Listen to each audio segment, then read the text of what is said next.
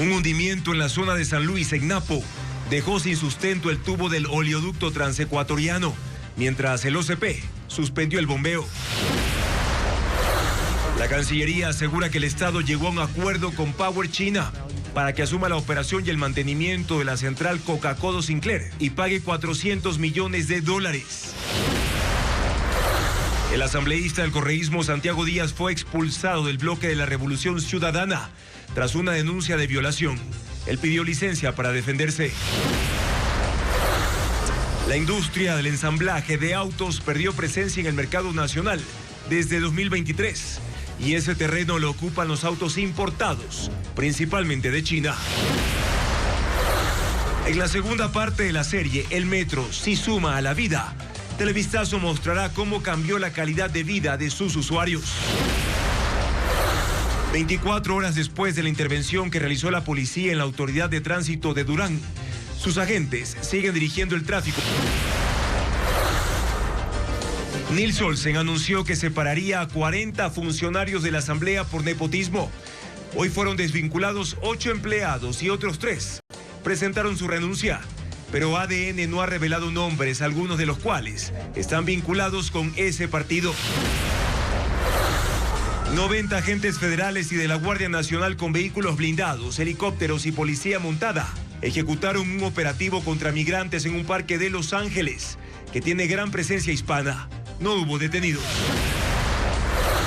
Televistazo perfila a las 5 jugadoras de fútbol que se destacan en las elecciones que participarán desde este viernes en la Copa América Femenina que se juega en Quito.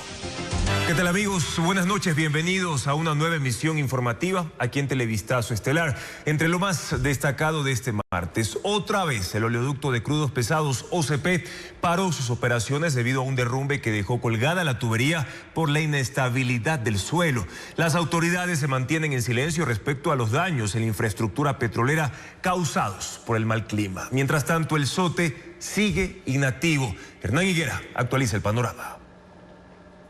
La reanudación de las operaciones en el OCP duró ayer apenas 4 horas. Tras haberla iniciado a las 8:29 de la mañana, la compañía la suspendió a las 12:30. Cerró las válvulas. Un nuevo deslizamiento en la zona de San Luis, a 200 metros al norte de Río Loco, dejó la tubería colgada. No se rompió y los técnicos alcanzaron a vaciarla. OCP comunicó este mediodía que trabaja en otra variante para restablecer el transporte de crudo. El SOTE también se mantiene inactivo, pese a que los trabajos de reubicación están casi concluidos. Falta reparar kilómetros más arriba la rotura que existe en Quebrada Negra, donde el viernes el aluvión rompió la tubería. Los 560 pozos petroleros se mantienen apagados y existe una preocupación porque entre más tiempo transcurra, las bombas electrosumergibles pueden conocer problemas por estar apagadas dentro de los pozos, y esto pudiera agravar la situación. El 97% de pozos opera con ese sistema.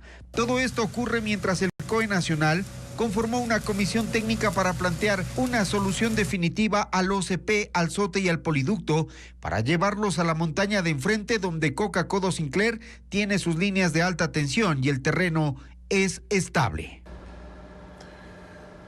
El gobierno alcanzó un acuerdo con la empresa Power China para operar y mantener la hidroeléctrica Coca-Cola Sinclair por $400 millones, según la canciller de la República, Gabriela Sommerfeld.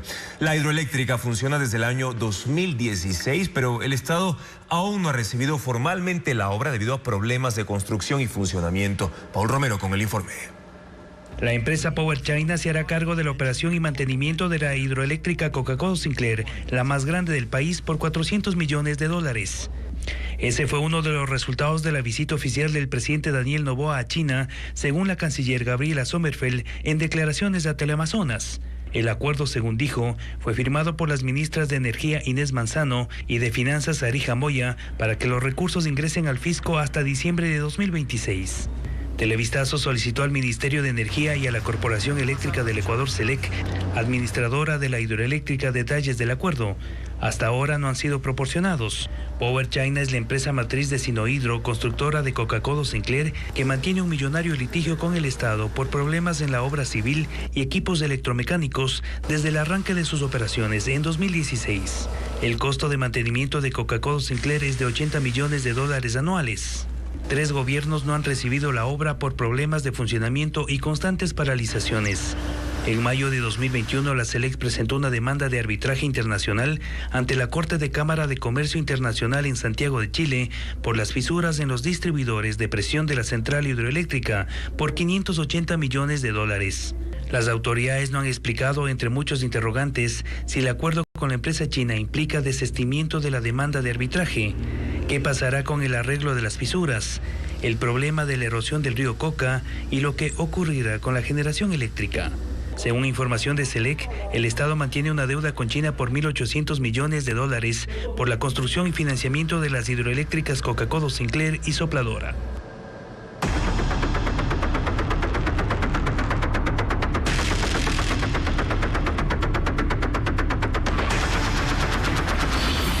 Tránsito. Requisa a Durán y Manta.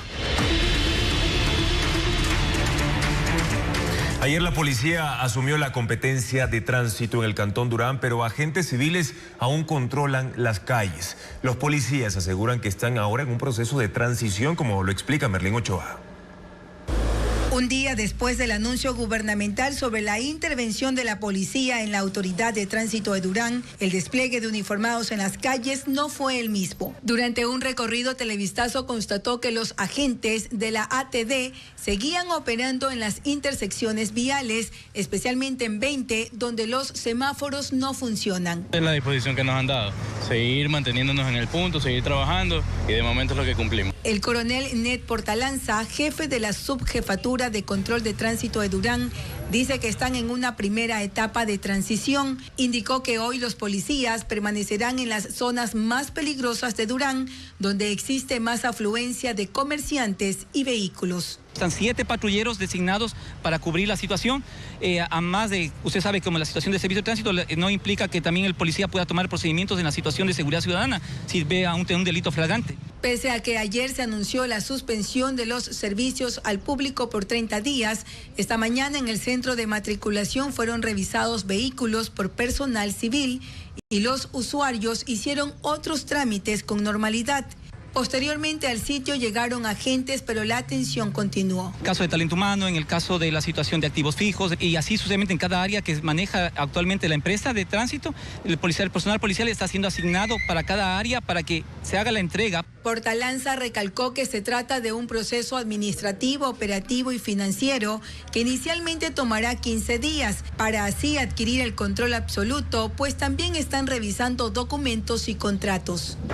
Mientras tanto, en la avenida Nicolás Lapenti, una vía interprovincial que cruza Durán, el control vehicular seguirá en manos de la Comisión de Tránsito. Y la intervención policial en la Agencia de Tránsito de Manta, ordenada tras revelarse que un ex guardaespaldas de alias Fito trabajó por más de una década en esa institución, se mantiene sin mayores cambios. Aunque el gobierno delegó formalmente a la Policía Nacional las funciones operativas y administrativas del tránsito en la ciudad, las oficinas atendieron hoy con normalidad. Los agentes civiles siguen regulando el paso.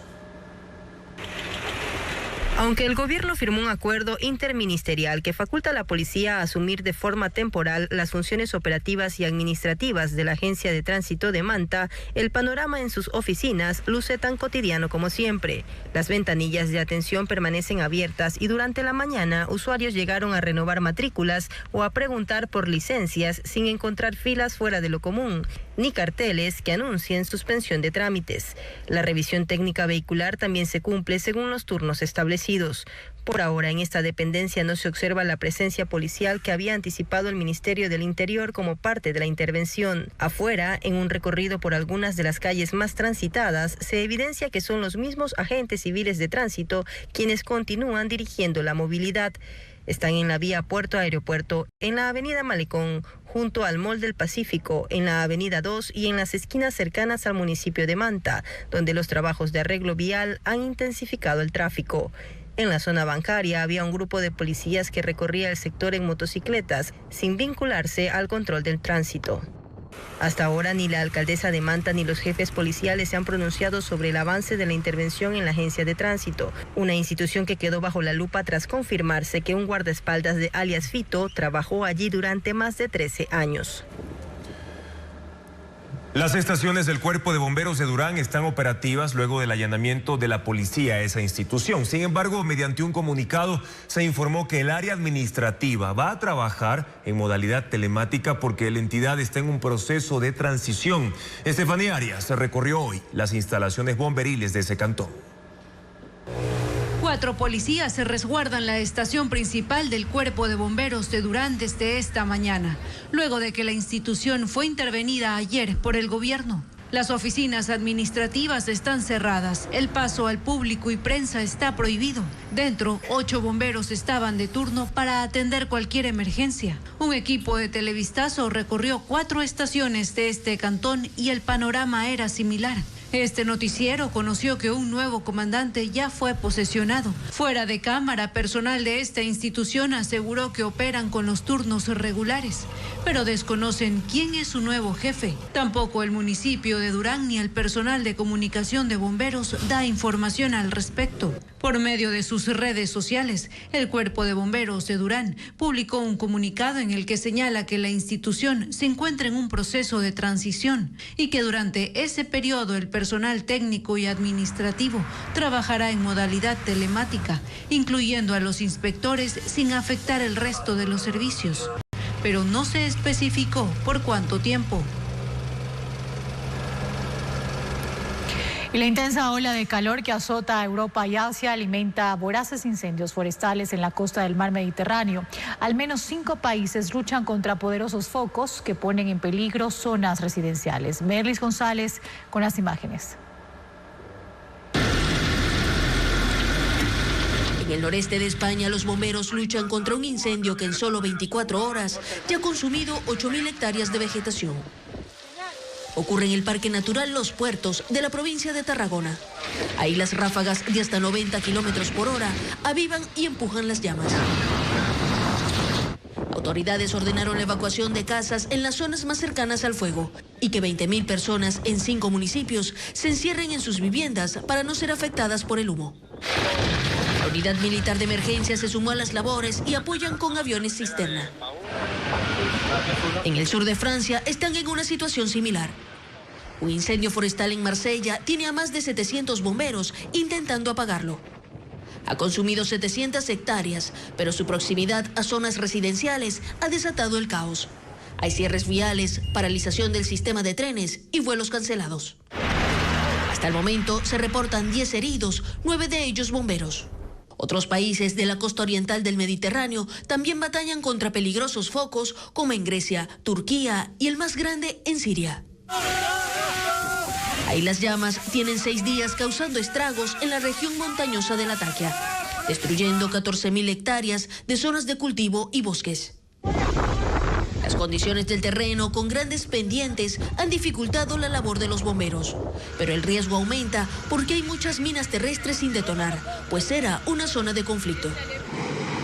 Gobiernos vecinos enviaron brigadas de apoyo para lanzar agua desde el aire, pero el clima seco y las temperaturas que alcanzan los 46 grados en el día mantienen la situación fuera de control.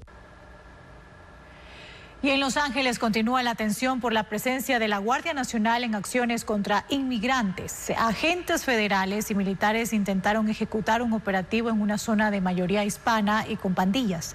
La alcaldesa se enfrentó a los uniformados y calificó la medida como indignante y exigió que se retiraran del lugar.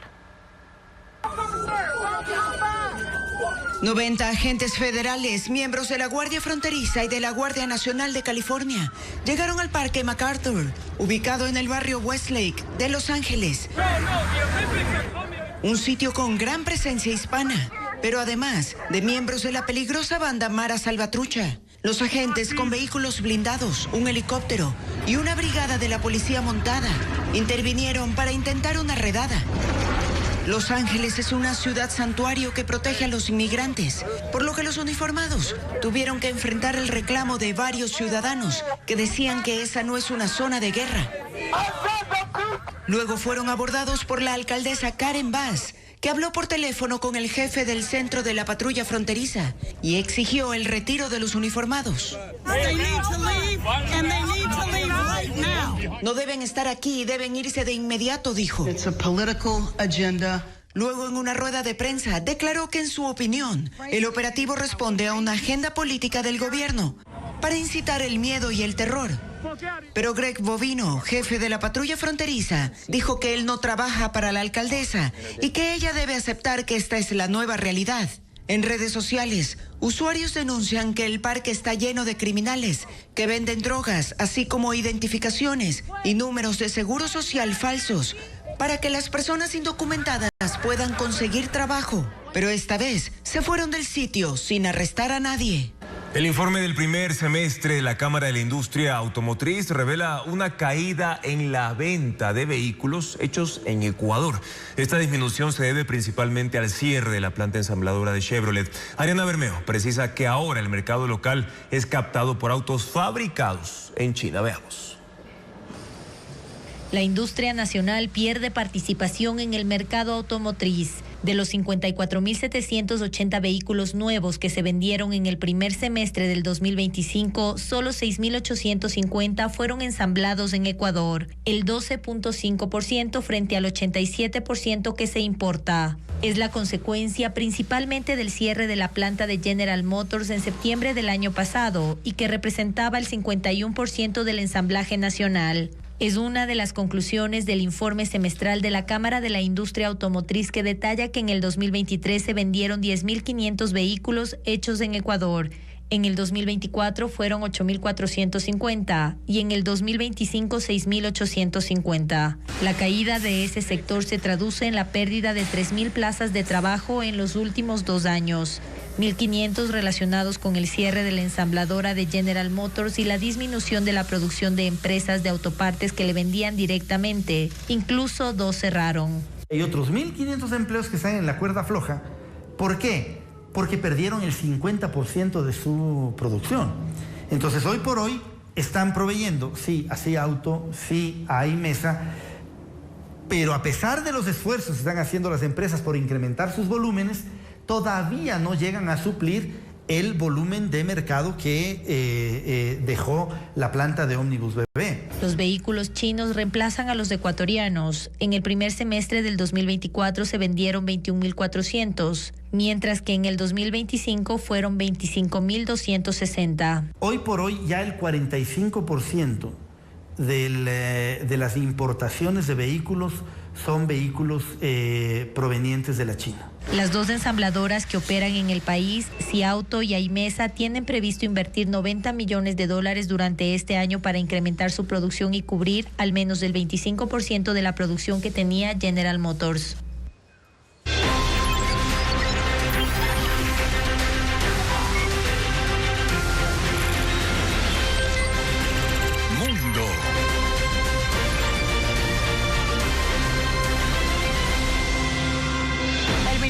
Sanidad de Gaza reporta la muerte de 87 personas en los ataques israelíes de este martes. 4 bombardeos ocurrieron en un asentamiento improvisado de tiendas de campaña en una zona costera en Han Yunis, en el sur, y en la ciudad de Gaza.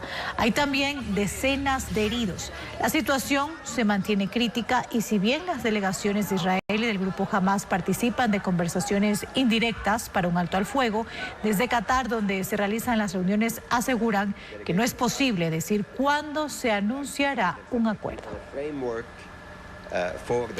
Israel tiene un plan para confinar a centenares de miles de personas en un campamento en el sur de la Franja de Gaza.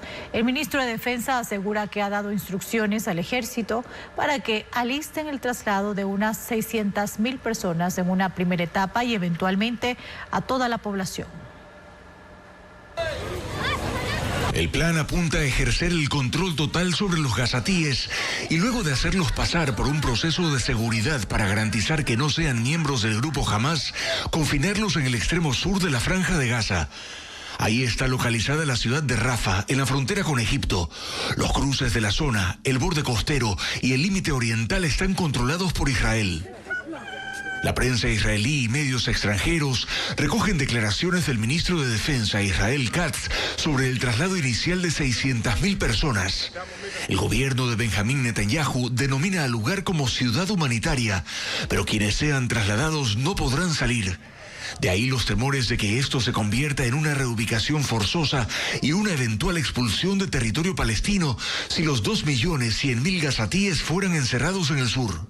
Israel apunta a adecuar la zona en ruinas de la ciudad de Rafah durante los 60 días que dure el alto al fuego si se concreta la iniciativa para cesar temporalmente la intervención militar y liberar a algunos rehenes. Qatar, mediador entre Israel y Hamás para el alto al fuego, rechaza el plan de confinamiento de los gazatíes. Dice que eso no es parte de las conversaciones. Naciones Unidas ha advertido que la deportación o el traslado forzoso de civiles está estrictamente prohibido por el derecho internacional humanitario y que equivale a una limpieza étnica. El primer ministro de Israel, Benjamín Netanyahu, dijo anoche en la cena ofrecida por Donald Trump en Washington que están cerca de encontrar a varios países que acojan a los palestinos que quieran irse de la Franja de Gaza. Y la secretaria de Seguridad de Estados Unidos, Kristi Noem, anunció que a partir de hoy los pasajeros en los aeropuertos ya no tendrán que sacarse los zapatos al pasar los filtros de seguridad. El requisito, que ha estado vigente casi 20 años, será eliminado gradualmente en los aeropuertos de Estados Unidos y solo se exigirá en condiciones excepcionales. Este martes, los primeros en embarcar sin esta limitación fueron pasajeros en el aeropuerto de Hancock en Syracuse, en Nueva York. La obligación se instauró años después de que un viajero conocido como el terrorista del zapato intentó encender fósforos explosivos que llevaba ocultos cuando tomó un vuelo a Miami. Estados Unidos destraba el envío de armas a Ucrania. El presidente Donald Trump hizo el anuncio señalando que considera que deben seguirse defendiendo por la invasión de Rusia. El Pentágono había puesto en pausa los embarques de misiles interceptores para los sistemas de defensa y otras armas durante una revisión de inventarios. Y el gobernador de Texas, Greg Abbott, también actualizó la cifra de muertos y desaparecidos por las inundaciones tras el desbordamiento del río Guadalupe en zonas rurales del estado. El reporte más reciente eleva la cantidad de fallecidos a 110. Hay además 173 personas que no aparecen. Han pasado 4 días desde la tragedia y las labores de búsqueda y rescate continúan, especialmente en el condado de Kern, que es el más afectado. Y una persona fue succionada por la turbina de un avión en el aeropuerto de Milán, en Italia. El hombre, cuya identidad no se ha hecho pública, llegó a la terminal conduciendo en contravía. Dejó el auto, corrió para irrumpir en la pista por una puerta de emergencia y avanzó hacia la nave que estaba por iniciar el despegue. Avanzó a pesar de las advertencias de uno de los empleados y cuando estuvo al pie de la turbina ocurrió la tragedia. Los vuelos que fueron suspendidos por el incidente se reanudaron horas después. Y en Rusia, más de 200 parejas participaron en un matrimonio colectivo. Se trata del festival de bodas que arrancó este martes en el centro moscovita Rosilla por el Día de la Familia, el Amor y la Fidelidad. Los novios utilizaron vestimentas tradicionales y de distintas épocas para la ceremonia nupcial.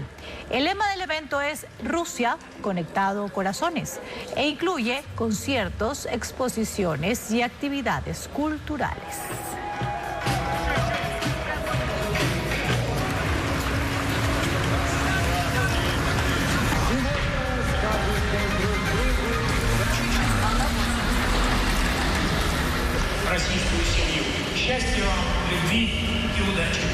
Vamos ahora con el pronóstico del tiempo para este miércoles 9 de julio. En la Amazonía se esperan temperaturas de entre 20 y 26 grados centígrados con un índice de radiación ultravioleta alto equivalente a 6, máxima de 26 y mínima de 20 en la Amazonía ecuatoriana.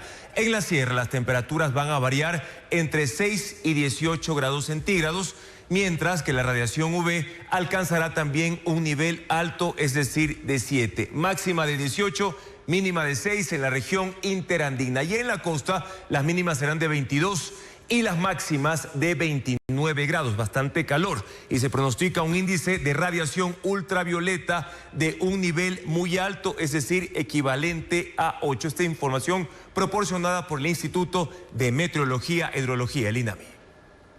Una comedia sobre la vida en pareja se presentará todos los miércoles de este mes en el Teatro Sánchez Aguilar en San Borondón. Además, en Quito, la Orquesta de Cámara de la Casa de la Música ofrecerá un concierto. Estefanía Arias ya tiene la agenda cultural.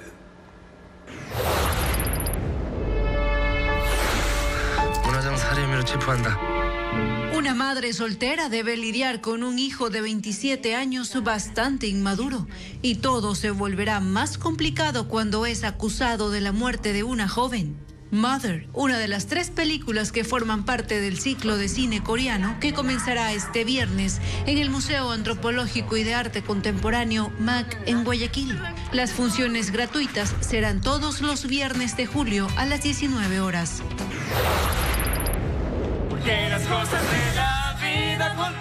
Una obra que explora con humor las discusiones cotidianas de parejas que pueden surgir incluso en los momentos más importantes de la vida. Pedida de mano se presentará todos los miércoles de julio en el Teatro Sánchez Aguilar en San Borondón, dirigida e interpretada por Guillermo Silverio, junto a Antonella Valeriano y Francisco Holguín. Las funciones serán a las 20 horas.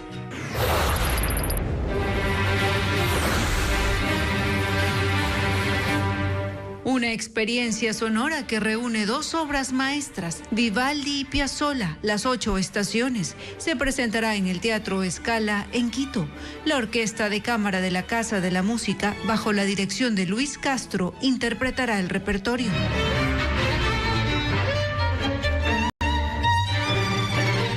El concierto será este sábado 12 a las 19 horas.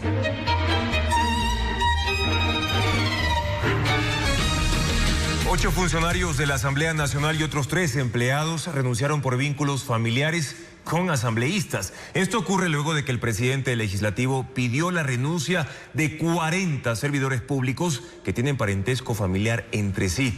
El Observatorio Legislativo sostiene que esa medida no busca sancionar a los asambleístas que gestionan los cargos para sus parientes, como le informa Diego Cuenca. Nils Olsen, presidente de la Asamblea Nacional, pidió la renuncia a 40 funcionarios que tienen vínculos familiares con legisladores, pero no ha transparentado la información. Su equipo no ha revelado la lista de asambleístas que tienen sus parientes como servidores públicos. Ni el Observatorio Legislativo conoce esos datos. Es un anuncio incompleto, porque carece de algo que es muy importante, y es ver finalmente quién es el responsable, el legislador, que ha estado detrás de la gestión de estos cargos públicos. Hasta el momento, 8 funcionarios fueron desvinculados, 3 presentaron la renuncia, y esa información también se ha manejado en reserva, pues el nepotismo que se denuncia salpica a la bancada oficialista. Uno de sus asambleístas, Dominic Serrano, de 19 años, que enfrenta un proceso administrativo por realizar dibujos durante una sesión de la Comisión de Transparencia, logró que su hermano Jeremy Serrano labore en la Coordinación General Administrativa, mientras su mamá, Paulina Lía Molina Coro, es asesora de Recalde Álava, asambleísta por Pichincha, también del movimiento ADN. Estas contrataciones deben pasar por los filtros internos de talento humano de la Asamblea Nacional, y nos sorprende que ahora se diga que no se conocía esto y que ahora se quiere sancionar. La Asamblea busca reformar el artículo 7 del Reglamento Interno de Talento Humano. Actualmente esa norma solo prohíbe la contratación de parientes de un asambleísta dentro de su despacho, y para evadirla, los legisladores canjean los puestos para contratar a sus familiares. Las áreas donde se detectó esos vínculos familiares son la Coordinación Administrativa Financiera y la Coordinación de Relaciones Internacionales. Y el asambleísta Santiago Díaz fue separado de la bancada del correísmo tras una denuncia presentada en la Fiscalía por violación a una menor de edad. El legislador solicitó licencia sin sueldo para dedicarse a su defensa durante el proceso judicial. Paul Romero sigue este caso. El asambleísta del correísmo Santiago Díaz Asque fue expulsado del bloque y del Movimiento de la Revolución Ciudadana este martes ante la denuncia de violación a una niña de 12 años. La denuncia, con fecha 7 de julio de este año, fue presentada en la Fiscalía por el padre de la menor. El Movimiento de la Revolución Ciudadana, mediante un comunicado difundido en redes sociales, anunció la separación ante la sola sospecha porque la integridad de una niña y de su familia está por encima de cualquier militancia o cargo. La jefa de bloque, Viviana Veloz, confirmó la decisión. Condenamos este acto monstruoso que se habría cometido en contra de una menor de edad y por eso hemos resuelto como bancada expulsar al señor Santiago Díaz. Los legisladores pidieron celeridad y rigor en la investigación para determinar responsabilidades. Santiago Díaz, quien esta tarde ya no asistió a la sesión del Pleno de la Asamblea, calificó la denuncia de montaje judicial. En un comunicado de 5 párrafos en la red social X, dijo que solicitó licencia sin remuneración para defenderse. Díaz llegó a la Asamblea en reemplazo de Priscila Schettini, que perdió sus derechos políticos por sentencia del Tribunal Contencioso Electoral. Está involucrado en la investigación del caso Ligados, en donde es mencionado como operador político del correísmo ante el Tribunal Contencioso Electoral y la Corte Constitucional. Según las conversaciones del ex consejero Augusto Verduga, prófugo de la justicia, él era uno de los encargados de evitar la destitución de los consejeros de la Liga Azul. En el gobierno de Rafael Correa fue funcionario de la Secretaría Nacional de Inteligencia SENAIN y conocido por su militancia en la Revolución Ciudadana. 331 alertas de corrupción en la función ejecutiva detectó la Presidencia de la República durante el año pasado. Lo hizo por medio de un sistema de autodiagnóstico que forma parte de su plan de integridad pública. De hecho, 22 de esas alertas fueron catalogadas como de macro corrupción. Veamos. En un escenario de rendición de cuentas, el gobierno señaló que logró identificar 331 alertas de posibles actos de corrupción que podrían afectar los intereses nacionales, casi uno por día. Según sus propias escalas, la Presidencia de la República indicó que 82 corresponden a microcorrupción, 43 a relaciones laborales como las descubiertas en la Asamblea, 33 en contratación pública, 22 posibles casos de macrocorrupción sin dar detalles de ninguno, 64 alertas que no son aplicables o sin información suficiente y 87 en gestión para 2025. En este ejercicio obligatorio de transparencia, los detalles estuvieron ausentes. Por ejemplo, contaron que les dieron cursos virtuales de integridad a 31.089 servidores públicos y que 29.547 obtuvieron su certificación, es decir, solo el 95% aprobó. ¿Qué pasó con quienes reprobaron?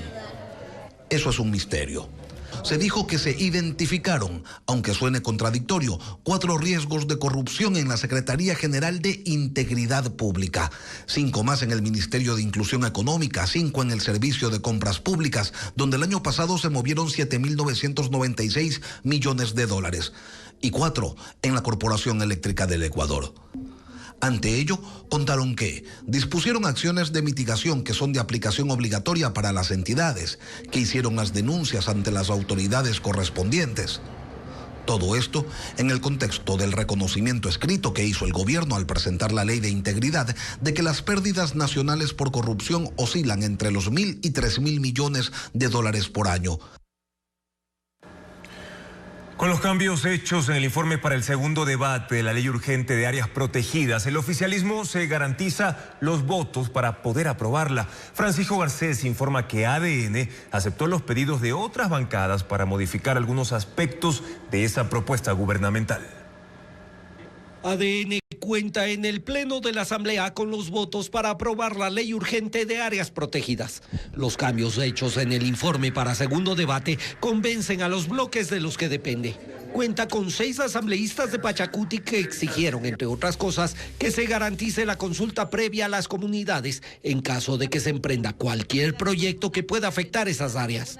Efectivamente, se ha dado un paso muy importante y estamos satisfechos de esta forma y seguiremos sentándonos a dialogar con el oficialismo. El Partido Social Cristiano había propuesto que se saque de la ley la creación de la empresa pública para administrar las áreas protegidas, pedido que fue aceptado. Con estas medidas nosotros demos un gran avance, no solamente en aras de proteger las áreas estratégicas del ECOR, sino también en limpiar esas áreas del crimen organizado. Los independientes también respaldarán la norma. Ese sector pidió que se garantice la consulta previa y se especifique que se prohíbe la explotación de recursos naturales en las áreas protegidas. También fue recogido en el informe. Creo que se han adecuado muchos de las observaciones que habíamos venido manifestando, por tanto está mucho mejor el texto de su modelo original y sobre todo del primer informe. Solo el correísmo manifestó su desacuerdo. Ellos creen que la ley no debió incluir otros temas no relacionados con la protección del ambiente, como la remisión de intereses y multas para los deudores de la CFN. Yo no estoy de acuerdo con esta manera de utilizar los económicos urgentes porque termina privilegiando a grupos específicos porque las deudas no son pequeñas. La CFN generalmente maneja deudas de grandes montos. Entonces no está bien, no es correcto. El tema se conocerá en la Asamblea esta misma semana y con los cambios hechos, ADN se garantizará los 77 votos para la aprobación de la ley. Desde rifles hasta lanzagranadas son parte del arsenal usado por organizaciones criminales en Ecuador. En lo que va del año, la fuerza pública ha decomisado más de 5.500 armas de fuego. Televistazo ingresó a una de las bodegas de la policía. El poder destructivo de las organizaciones narcodelictivas se mide también por el calibre de sus armas. En lo que va del año, la fuerza pública ha decomisado 5.522 armas de fuego de 15 organizaciones criminales, 2 de ellas transnacionales. Están relacionadas al tráfico de drogas, secuestros, extorsiones y sicariatos. Entre los decomisos más recientes están 5 fusiles de alto alcance encontrados en Puerto Bolívar, El Oro. Tenemos aquí el FAL, el fusil automático liviano. Este puede llegar a tener un alcance efectivo hasta de 1.200 metros. Es un armamento que inclusive ya se prohíbe en la guerra. Es un armamento letal que causa mucho daño. Una vez decomisado, este armamento es almacenado en bodegas policiales bajo cadena de custodia. Por seguridad, la institución no revela cuántas son ni su ubicación. Televistazo ingresó a una de ellas. Cajas y fundas rotuladas por caso y fecha esperan una orden judicial para su destrucción o para ser entregadas a la fuerza pública. Los agentes destacan que en los últimos 4 años han encontrado con mucha más frecuencia armamento de mayor letalidad. Por ejemplo, este lanzagranadas decomisado en junio en Nueva Prosperina, uno de los sectores más peligrosos de Guayaquil. Es de origen alemán y, según la policía, puede perforar blindajes incluso de tanques de guerra. También están estos 13 rifles encontrados en varios operativos. Es un arma de precisión que son utilizadas por francotiradores para eliminar un objetivo puntual, con un alcance, dependiendo, ¿no?, del francotirador, de hasta 500 metros de precisión. El comandante general de la policía asegura que estos decomisos no solo buscan desarmar a las mafias, también afectar sus economías. Agrega que el valor de todo lo decomisado este año es de $2 millones, pero en el mercado negro su precio llega a los $6 millones. Dentro de las de uso militar están los fusiles, que son de calibre 5.56, 7.62, dependiendo de la marca que se utilice. Tenemos las ametralladoras que van desde calibre 7.62, que es una munición totalmente de guerra. Subametralladoras, que son algo menos potente, pero igual letales, que son de uso exclusivo de Fuerzas Armadas. Provienen en su mayoría de Estados Unidos, México y Perú.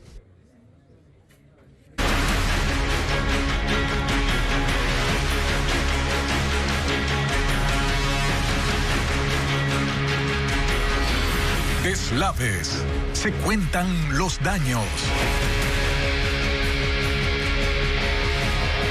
El desbordamiento del río Chota ha cambiado el rostro del valle que divide Imbabura y la provincia del Carchi. Tras las fuertes lluvias de los últimos días, el agua salió de su cauce y arrasó con cultivos, parcelas y árboles, afectando así a cientos de familias campesinas que hoy enfrentan la pérdida de sus tierras y por ende su único sustento. Cristian Tinajero informa cuál es el impacto. Las huellas del desbordamiento del río Chota, que marca el límite entre Imbabura y Carchi, todavía son evidentes en los sembríos del valle. Donde antes había terrenos productivos, ahora corre el río. El lodo cubre cultivos enteros y árboles arrancados de raíz quedaron atrapados en medio de la corriente. Desde hace 10 años, las lluvias en la región oriental no provocaban un desbordamiento de esta magnitud en el Chota. Aproximadamente de unos 50 a 80 metros. Se ha carcomido, se ha llevado el río. Desde la comuna Caldera hasta Mascarilla, unas 500 familias de 12 poblados están afectadas.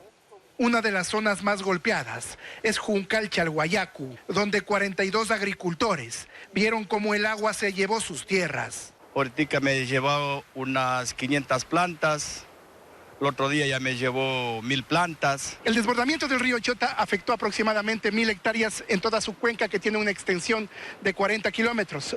Ahora en esta parte del valle, el río ya no tiene un solo cauce. Se ha abierto en 4 brazos que dividen parcelas y avanzan cada vez más, destruyendo sembríos. Hay plantaciones de aguacate, limón y papaya que han quedado a escasos centímetros del agua. En total son 13 tipos de cultivos los que están dañados o perdidos por completo. Los dirigentes comunitarios calculan que las pérdidas económicas superan los $2 millones. Pero para quienes dependen del campo, el golpe va mucho más allá del dinero. Estas maticas ya han de tener sus 12 a 15 años. Estaban en su época de una buena producción. En medio del lodo, los campesinos hacen lo posible por salvar lo que queda.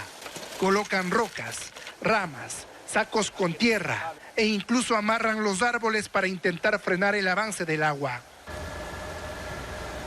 Y la incomunicación afecta desde hace más de una semana a Cuyuja, un rincón ganadero de Napo. Los delaves mantienen bloqueada la vía Papayacta-Baeza y detienen el paso de miles de vehículos. El COE provincial busca abrir un corredor humanitario que permita sacar la leche acumulada y así también llevar alimentos a las familias aisladas. En Cuyuja, Cantón Quijos, en Napo, la rutina se ha visto trastocada por completo. Desde hace 9 días, sus 1.350 habitantes están prácticamente aislados debido a los constantes deslizamientos que mantienen bloqueada la vía Papayacta-Baeza, un tramo clave de la E45, conocida como la troncal amazónica.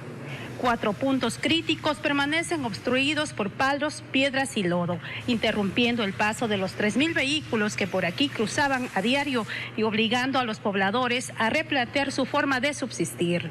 En el área, unas 88 familias dependen de la ganadería.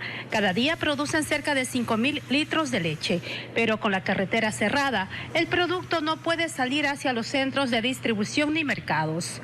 Y el centro de acopio local tiene capacidad para apenas 3.000 litros. Muchos han optado por transformar la leche en quesos para prolongar su vida útil. El desabastecimiento también amenaza. Faltan balanceados, melaza, desparasitantes y otros insumos esenciales para los ganaderos. Complicado es la ganadería, todo mismo, porque no es que sale solo leche de aquí sale bastante producto, sale naranjilla, sale tomate. El ganado, si no hay medicamentos, si no hay sobrealimentos, comienza a bajar la producción. Por ahora, con 22 excavadoras, se realiza la limpieza de escombros en los puntos críticos, mientras el COE provincial de Napo se reunió este martes para establecer un corredor humanitario. El objetivo es garantizar el ingreso de víveres y permitir que los tanqueros de las empresas comercializadoras retiren la leche acumulada en los centros de acopio antes de que se pierda.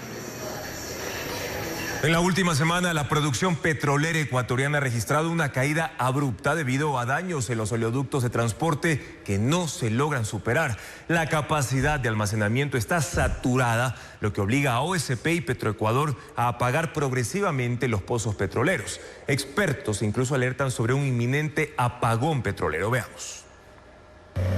Con los 2 oleoductos de transporte de crudo pesado fuera de operación y con el tiempo y el clima en contra, Petroecuador va perdiendo la capacidad de almacenamiento en los tanques de la Amazonía que ya están llenos. Al no tener por dónde transportar, las autoridades se enfrentan a un escenario que no era el deseado y que el viceministro de Energía lo explicó así el pasado viernes. Cuando ya tú copas la tanquería, la capacidad de tanquería, y tú no puedes evacuar la producción a través de los 2 oleoductos que nosotros tenemos, ¿verdad? Sencillamente tienes que parar la producción, tienes que parar los pozos. La producción petrolera ha caído paulatinamente desde el 1 de julio, día en el que se transportaron 369.589 barriles. Tras una semana de crisis, la producción llegó el 7 de julio a los 89.348 barriles. Los cálculos de los expertos advierten que si en las siguientes 48 horas no se reanuda el bombeo, se podría entrar a una etapa difícil de producción. Y si se mantiene este ritmo de disminución, quiere decir que estamos aproximadamente a 2.7 días de que se cierre todos los pozos por el problema de que no tienen por dónde transportar, si en caso siguen los inconvenientes en el SOTE que son conocidos hasta ahora. En la historia de la industria petrolera ecuatoriana reciente, los pozos se apagaron en el 2020 cuando durante la pandemia bajó el consumo mundial de petróleo y Ecuador debió cerrar la producción porque el crudo llegó a costar nada. Recuperarse tomó su tiempo, dice la exgerenta de Petroecuador, Marcela Reynoso. Es un momento duro, no solamente para Petroecuador, es un momento durísimo para el sector privado. Es un momento duro para la industria hidrocarburífera. Lo que estamos viviendo es el fin de nuestro país como productor petrolero. El momento de apagar los pozos, hay riesgos de que no se vuelvan a encender y es toda una logística técnica que demanda la configuración de un sistema operativo gigante y progresivo que demandará más costos.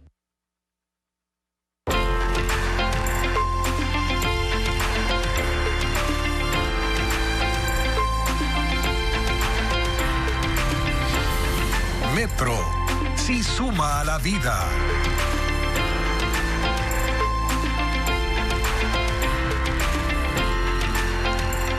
El Metro de Quito lleva ya 19 meses en operación y desde su llegada a la ciudad ha mejorado la calidad de vida de sus usuarios, ofreciendo, por ejemplo, ahorro de tiempo, mayor accesibilidad a servicios y también seguridad y comodidad. Estos son algunos de los beneficios que destacan quienes utilizan este sistema de transporte a diario, el más moderno del Ecuador. Carla Delgado amplía la información en la segunda entrega de esta serie.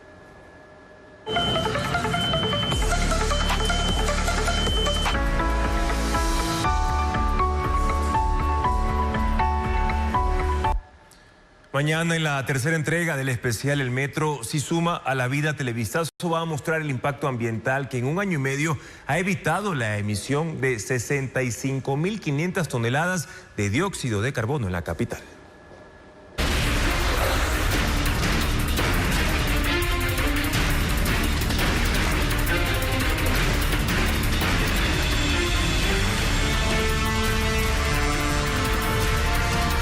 Hace pocos minutos, la Corte Nacional de Justicia informó que ya recibió de manera oficial, a través de la Cancillería ecuatoriana, el pedido de los Estados Unidos de extradición de Adolfo Macías, alias Fito, cabecilla del grupo delictivo de Los Choneros. Fito es procesado por la Corte Federal de Nueva York por 7 cargos criminales relacionados con el tráfico de drogas y también de armas. El presidente de la Corte Nacional de Justicia, José Swing, dijo ayer que el tema será atendido con celeridad y que incluso cabe la posibilidad de que Adolfo Macías primero pague su condena en Ecuador y luego sea enviado al exterior. Y cambiamos de tema para contarles que científicos descubren la existencia de una sociedad que se organizaba por clanes maternos hace 4.500 años en el este de China. Y en el mundo de la tecnología, una empresa española presenta un vehículo eléctrico urbano impulsado por hidrógeno. ¿Cómo funciona? Lo revisamos a continuación con Ana María Palacios.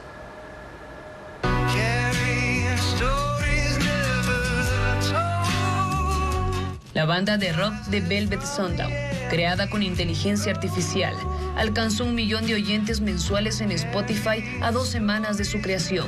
En este breve tiempo, ya han alcanzado 2 álbumes generados con algoritmos capaces de componer letras, melodías y producir los temas. Ante la gran acogida del público, tienen previsto publicar su tercer disco el próximo 14 de julio.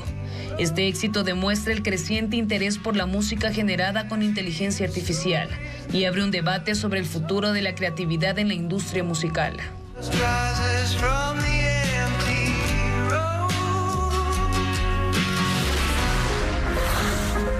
Científicos confirmaron la existencia de una sociedad matrilineal prehistórica, es decir, con las mujeres con un papel principal. El hallazgo ocurrió en el este de China, específicamente en la provincia de Shandong, durante el periodo neolítico hace unos 4.500 años. Esta sociedad organizada en torno a 2 clanes maternos muestra una estructura social diferente a la esperada para esa época.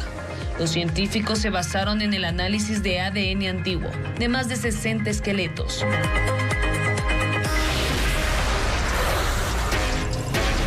La empresa española Tecnovelero desarrolló un vehículo eléctrico urbano impulsado por hidrógeno verde a baja presión, denominado Virante. Este innovador modelo busca reducir significativamente las emisiones contaminantes y mejorar la autonomía gracias al uso de hidrógeno obtenido a partir de fuentes renovables.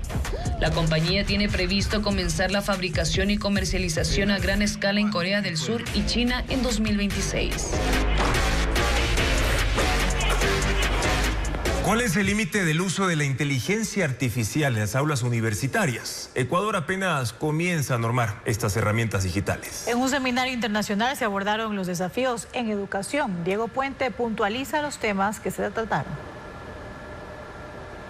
Los estudiantes están usando la inteligencia artificial para sus deberes o investigaciones, pero las universidades no han establecido normas ni códigos de ética.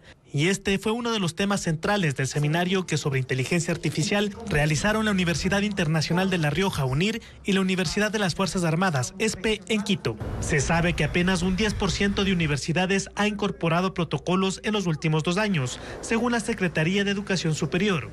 Una es la Universidad Internacional del Ecuador. Adoptó una guía de la UNESCO. 2 de sus docentes, Paulina Vizcaíno y Estefanía Vázquez, también investigaron el impacto del uso adecuado de la inteligencia artificial. Ellas compararon 2 grupos con resultados opuestos. Uno exitoso, gracias a haber contado con docentes capacitados en pedagogía, uso de las herramientas y planificación con objetivos claros. El segundo fracasó. Y en el estudio se evidenció que los estudiantes que utilizaron inteligencia artificial sin un ambiente controlado, lo que decían es que realmente hicieron los trabajos por cumplir. No sienten que hayan aprendido y no tienen la motivación para seguir estudiando más acerca del tema. En el seminario, representantes de la Universidad Internacional de La Rioja, UNIR, resaltaron el papel de los profesores en el uso de la inteligencia artificial, enseñando a sus estudiantes a discernir información. Pero para mí lo más importante a la hora de definir qué puede hacer mal es aceptar que el resultado que da la inteligencia artificial es válido. Recordemos que la inteligencia artificial actual, la generativa, sufre de alucinaciones, porque al final la forma en que está trabajada es a base de una secuencia de palabras que te dice cuál es en teoría la respuesta correcta siguiente. Ciertamente tenemos que cuidar toda una serie de elementos éticos que van desde su buen uso hasta la protección de datos, pero eso no significa que la inteligencia artificial no vaya a revolucionar nuestras sociedades como la máquina de vapor revolucionó las sociedades del siglo XIX. Los expertos coincidieron en Quito en que las reglas de uso académico de esta nueva herramienta están en una fase inicial, pero que hay esfuerzos para desarrollarlas y adaptarlas, y así mejorar los procesos educativos.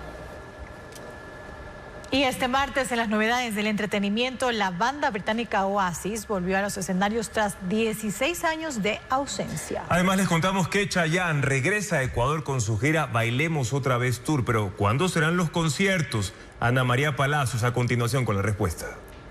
La banda británica Oasis regresó a los escenarios después de 16 años. Empezó su gira en Cardiff, Gales, Reino Unido, ante más de 60.000 fanáticos que cantaron sus grandes éxitos como Wonderwall, I Don't Look Back in Anger. El reencuentro de los hermanos Liam y Noel Gallagher, quienes llevaban años distanciados, ha despertado una gran expectativa. Después visitarán Irlanda, Norteamérica, Asia, Australia y Norteamérica como parte de esta esperada gira de reunión. Chanel presentó su colección otoño-invierno en París. Vestidos largos, capas y abrigos con volúmenes generosos dominaron la pasarela, junto a trajes de tweed, un tejido de lana áspera y resistente originario de Escocia, que es un clásico de la firma. También destacaron faldas lápiz y looks con siluetas estructuradas y sencillas, complementados con detalles como grandes lazos, aplicaciones doradas y motivos inspirados en la naturaleza. Chayanne regresa al Ecuador con su gira Bailemos Otra Vez Tour. Se presentará el 10 de julio en Quito, en el Estadio Olímpico Atahualpa, y el 12 de julio en Guayaquil, en el Estadio Alberto Spencer. Su repertorio incluirá La Clave, De Tanto, Bailando Bachata, Un siglo sin ti, Bailemos otra vez y Tú te vas. Hasta aquí la información en Televistazo Estelar. Amigos, mañana en contacto directo estarán Mariana Yumbay, asambleísta por Pachacutic, para analizar la postura de ese movimiento frente al informe para segundo debate del proyecto Ley para el fortalecimiento de áreas protegidas. También María Eulalia Silva, ella es presidenta ejecutiva de la Cámara de Minería del Ecuador, para dar la posición ante el informe para segundo debate, el proyecto de ley para el fortalecimiento precisamente de las áreas protegidas, que ya cuenta con los votos necesarios para su aprobación.